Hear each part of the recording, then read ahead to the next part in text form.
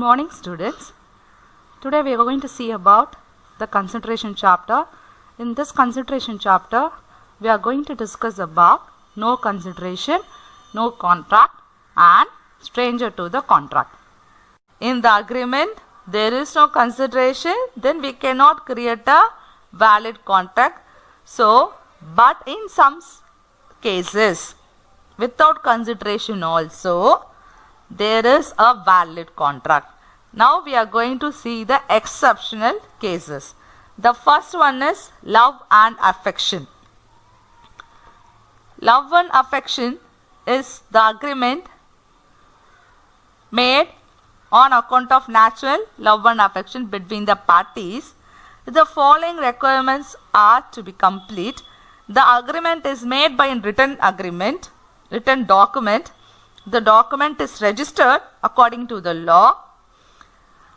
The agreement is made on account of natural love and affection. And then the parties to the agreement stand in real relations to each other. In this situation, if they are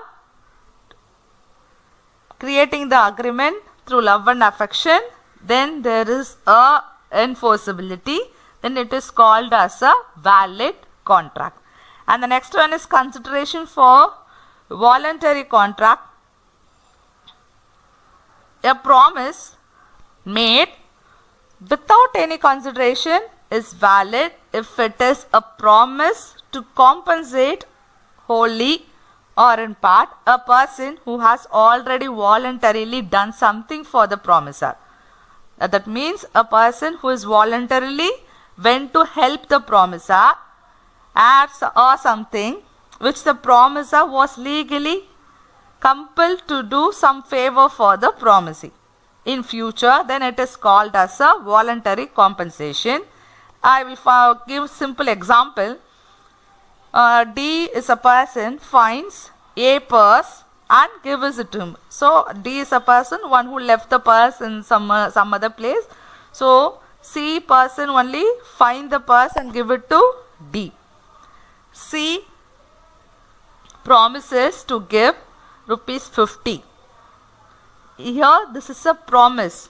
C promises to give rupees 50 to D. This promise, it is called as a contract.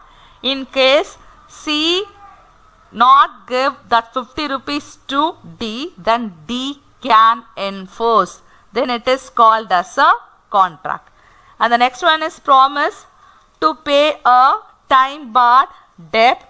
A debt barred by limitation cannot be recovered. Therefore, a promise to repay such a debt is strictly speaking without any consideration. So, I will tell you an example. D gets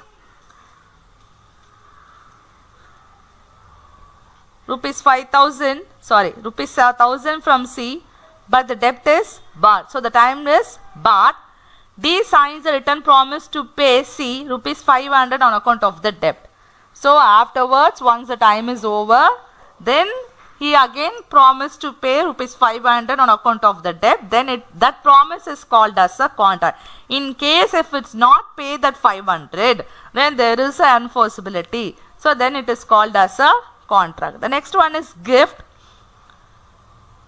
The rule no consideration, no contract does not apply for a completed gift. If a person gives certain properties to another according to the provision of the Transfer of Property Act, he cannot subsequently demand the property back on the ground that there was no consideration. Then it is called valid contract. Next one is agency. Under section 185 of the Indian Contract Act, no consideration is required to create an agency. Next is stranger to the contract. Stranger to the contract means the person one is not related or not connected to the contract. It is called as a stranger or a third party. Okay. So the third party or the stranger, there is no relationship with the contract. So that person have no relation, so they can't enforce the contract. But certain exceptions to the rule that the stranger also can enforce the contract. So we are going to see the exceptions. The first one is trust. If a contract is made between the trustee of a trust and another party, then the beneficiary of the trust can sue by enforcing his right under the trust, even if he is a stranger to the contract, because you are called as a beneficiary of the trust. So that benefit must be handed over to you, then you have that ability to sue the person in the trust. The next one is family settlement.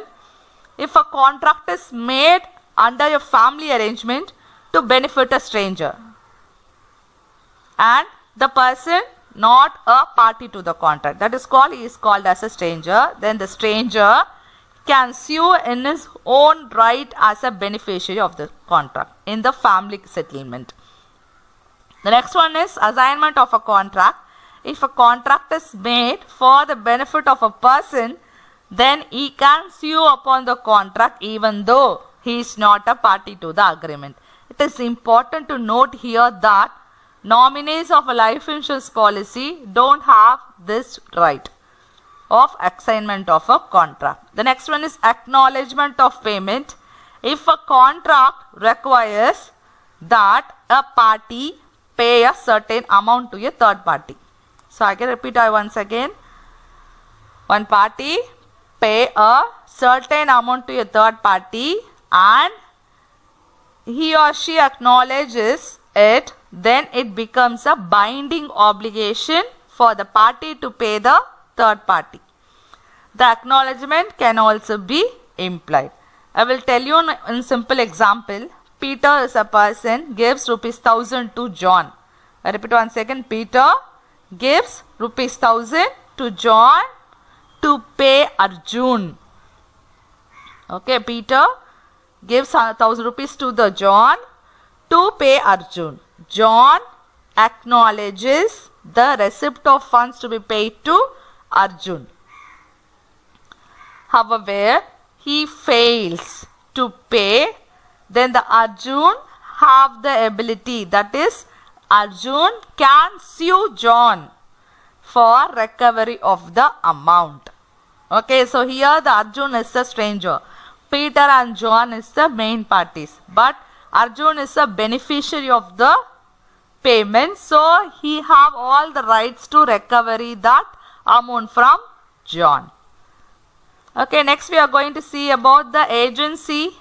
Agency means if a contract enters into your contract through an agent, where the agent acts within the scope of his authority and in the name of the person principal, then there is no problem.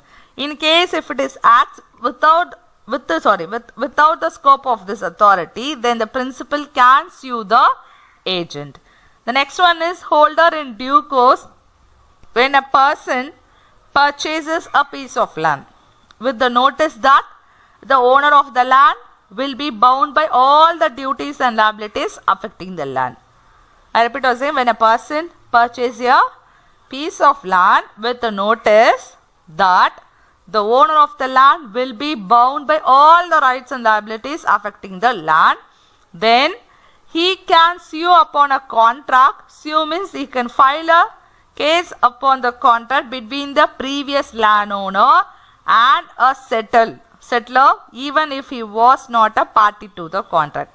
If there is some problems or some misunderstandings or some any queries, then he have all the rights to sue the previous landowner and the settler, because of he is a stranger to the contract, but he have the power to sue the landowner. So these are the exceptions to the stranger to the contract. Thank you so much students for watching this video.